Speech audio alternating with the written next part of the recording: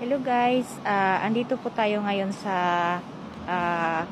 ITRMC. Bali, laboratory po tayo kasi bukas, schedule na po natin bukas ng ating fourth chemo.